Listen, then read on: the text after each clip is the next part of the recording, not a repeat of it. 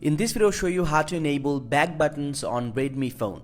If you're using any Xiaomi Redmi device and the buttons are not showing up at the bottom of your home screen, then here's how you can enable and get it back. But before I start the video, if you're new to this channel, please give it a thumbs up and subscribe to my channel because it really helps me out.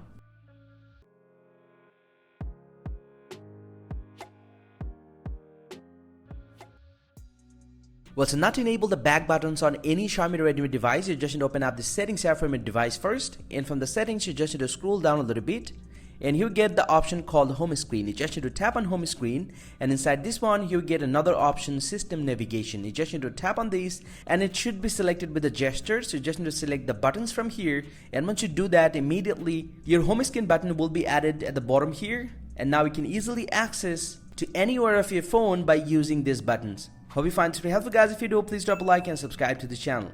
See you guys around, and thank you very much for watching.